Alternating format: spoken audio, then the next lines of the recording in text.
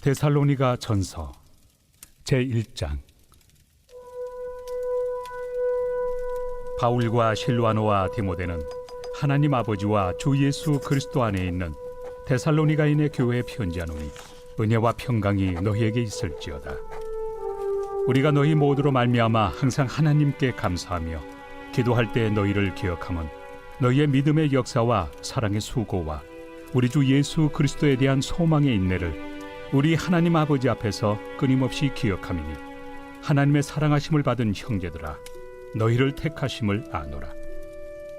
이는 우리 복음이 너희에게 말로만 이른 것이 아니라 또한 능력과 성령과 큰 확신으로 된 것임이라. 우리가 너희 가운데서 너희를 위하여 어떤 사람이 된 것은 너희가 아는 바와 같으니라.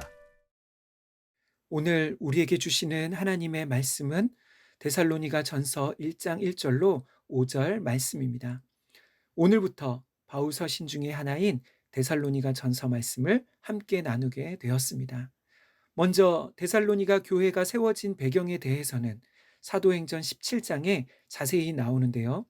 바울이 2차 선교 여행을 하던 중에 소아시아 지역에서의 선교 활동이 어려워지게 되었고, 또 밤의 환상 가운데 마게도냐 사람이 와서 우리를 도우라는 것을 바울이 보게 됩니다. 그리고 바울과 선교팀은 바다를 건너 그리스의 마게도냐 지방으로 넘어가게 되었는데, 그때 유럽에서의 첫 번째 성읍이 빌립보였고, 그 빌립보에서 비아 에그나티아라는 고속도로와 같은 그런 도로를 따라 150km 정도를 떨어진 데살로니가 성읍에 도착하게 되었습니다. 데살로니가는 항구 도시이면서 교통의 여지였고 마게도냐 지방의 수도였기 때문에 매우 큰 성읍으로 유대인의 회당이 있었습니다. 그래서 바울의 선교팀은 그 회당에서 새 안식일 동안 복음을 전했습니다. 그리고 회당에서의 복음 사역을 통해 복음을 받아들이는 사람들과 받아들이지 않는 사람들이 나누어지게 되었습니다. 경건한 헬라인의 큰 무리와 적지 않은 귀부인들은 복음을 받아들였지만 유대인들은 복음을 거부했습니다. 그리고 나서 믿는 자들 가운데 야손이라는 사람의 집에서 교회가 시작되었습니다. 그런데 이것을 시기한 유대인들이 불량한 사람들, 곧 깡패와 같은 사람들을 동원해서 바울과 그 일행을 잡으려고 했습니다. 그것을 알게 된 사람들이 먼저 바울을 급히 밤에 피신시키게 되었고, 이후에 바울은 고린도에 이르렀을 때 데살로니가 교회의 상황에 대하여 듣고 쓰게 된 서신이 바로 이 데살로니가 전서인 것이지요. 그래서 데살로니가 전서는 그렇게 짧은 기간 동안 복음을 전하고 이제 막 교회가 세워져서 말씀으로 더욱 양육이 필요한 상황에서 급히 떠날 수밖에 없었던 바울의 안타까운 마음과 미안한 심정이 많이 나타나고 있습니다. 1장 2절로 3절 말씀입니다.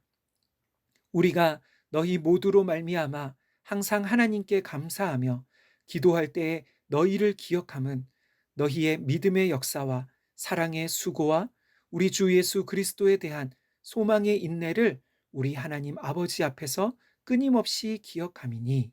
아멘. 1절에서 인사말을 한 바울은 2절에서 무엇보다 데살로니가 교회를 생각하면 항상 하나님께 감사한다고 말하고 있습니다. 그 이유는 먼저 데살로니가 교회의 성도들 대부분이 이방인들이었는데 바울로부터 그 짧은 시간 동안 복음을 들었음에도 불구하고 그들이 믿게 된 복음의 신앙을 위해 여러 환난과 박해를 견디는 신앙으로, 또 교회로 든든히 세워졌기 때문입니다. 이제 바울은 3절부터 10절까지 그가 데살로니가 교회에 대하여 감사하는 내용들을 구체적으로 말하고 있습니다. 첫 번째로 바울이 감사한 것은 데살로니가 성도들의 믿음의 역사였습니다. 여기서 믿음의 역사란 데살로니가 교인들의 신앙이 단순히 머리로만 아는 지적이고 이론적인 신앙이 아니라 그들의 삶 가운데 실천과 행함으로 나타나는 믿음이었다는 것이지요.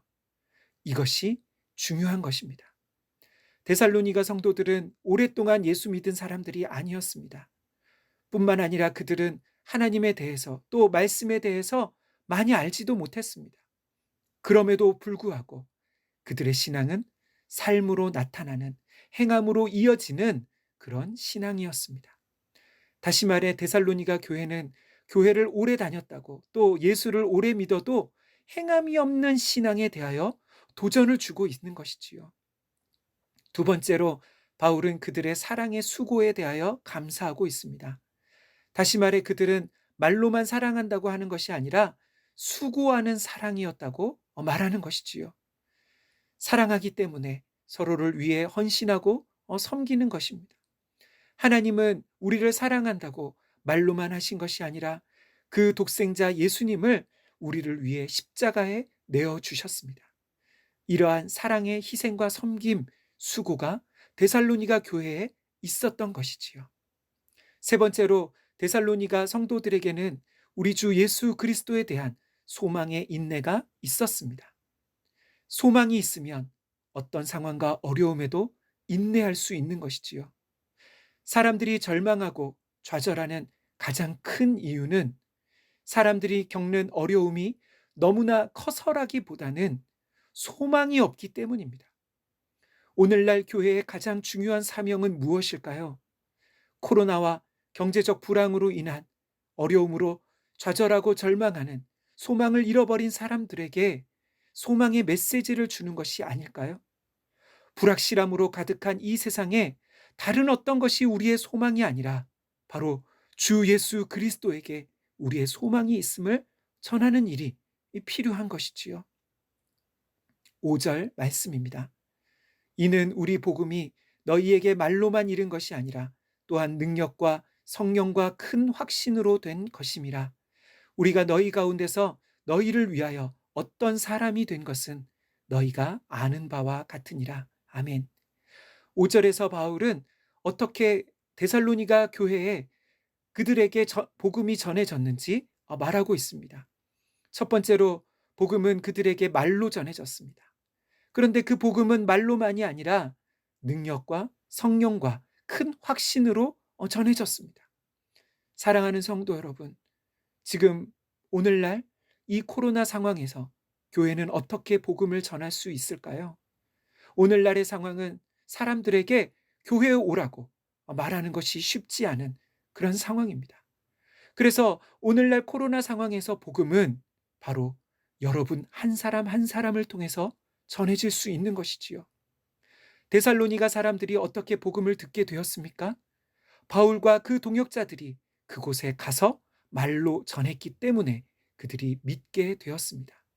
마찬가지로 여러분 한 사람 한 사람이 바로 복음을 전하는 선교사들입니다.